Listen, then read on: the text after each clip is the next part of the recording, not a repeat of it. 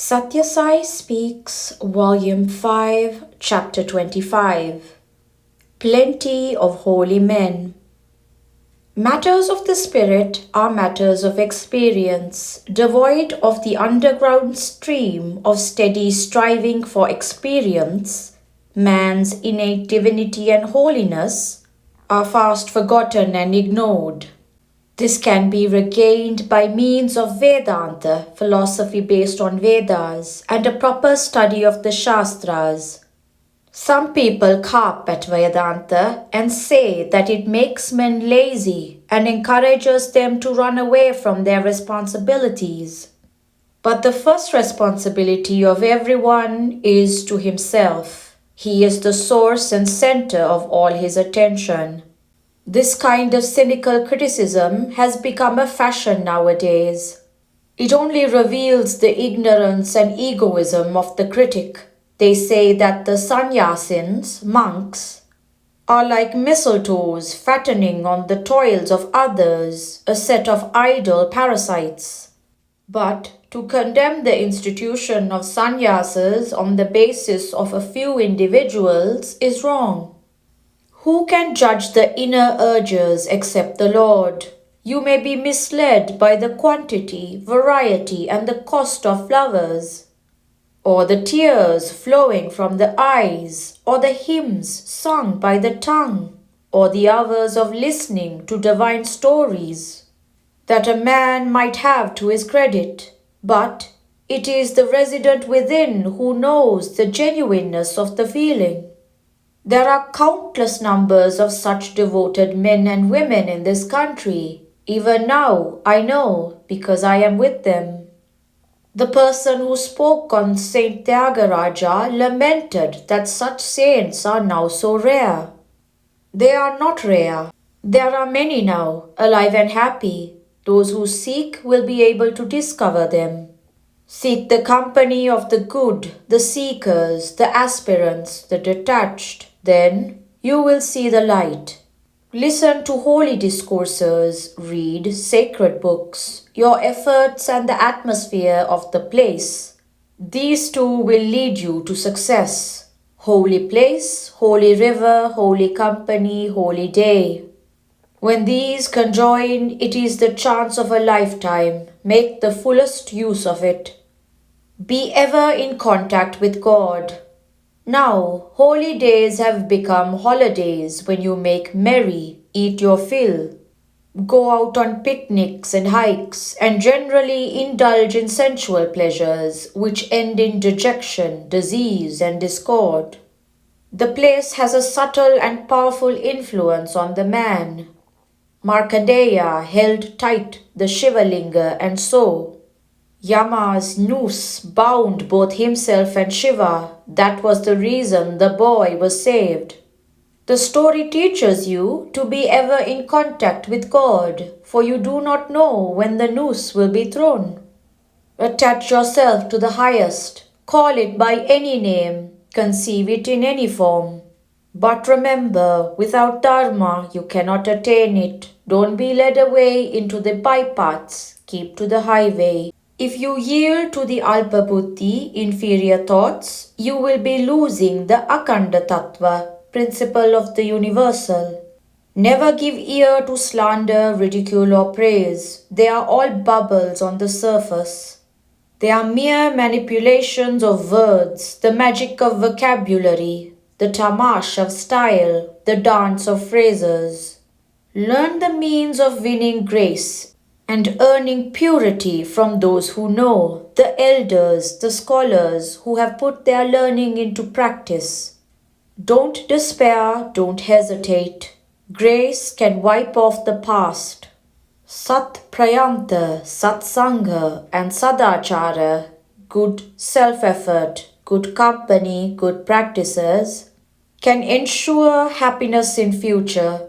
The three cardinal principles of the Hindu faith are belief in a series of births, beliefs in the avatars of the Lord for the re-establishment of Dharma and the transformation of those who have strayed from it, and belief in karma, the fact of every activity having its inevitable consequence and of human destiny being shaped by cumulative effort of all these consequences. Karma is the cause of births, the jivi, soul, being compelled to undergo another ordeal for clearing its accounts and becoming free of both credit and debit. Develop the inner joy that is everlasting. You might ask, how is it then that while in this life we do not remember any single event that happened to us in previous lives? It is something like a man knowing too many languages. When he speaks in Tamil, no Telugu word will come to his mind. When he speaks in English, his thoughts will be framed in that language only. If you forget this birth and concentrate on the other, then you can know, but you seldom give up the attachment to this life.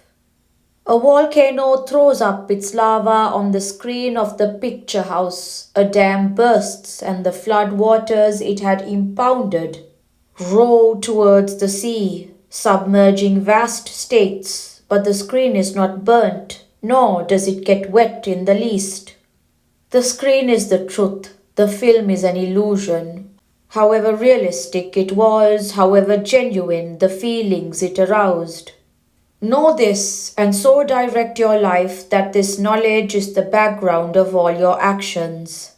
Thus you will have great peace and great joy. With a mind full of egoism and hatred, you can never hope to have peace and joy. A tree that bore plenty of fruits dried quickly. Someone attributed it to the evil eye of the passers-by. Others said perhaps it was not watered. But the owner asserted he was watering it adequately. No one could diagnose the reason except a forest officer, who said the roots have been affected by a pest.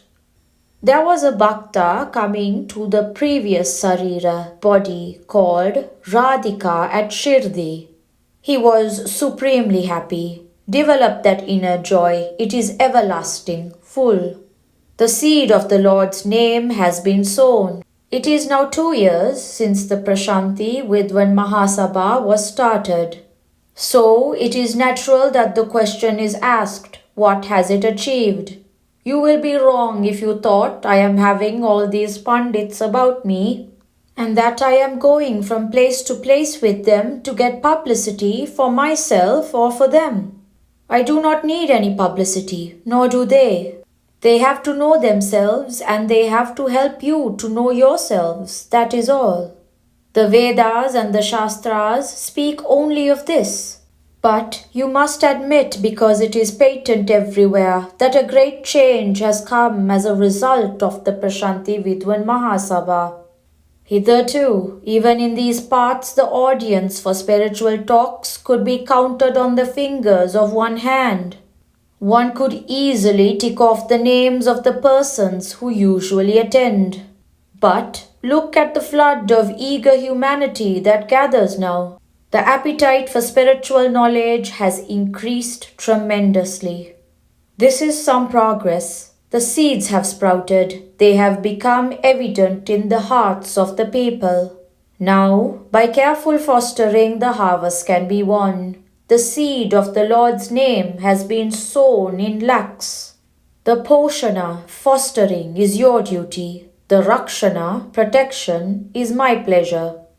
Fostering the saplings is your duty. Protecting them from harm is my pleasure. The pandits too must share with the hungry and the thirsty the knowledge that they have, the inspiration that they alone can give. Rajamundry, April 1st, 1965.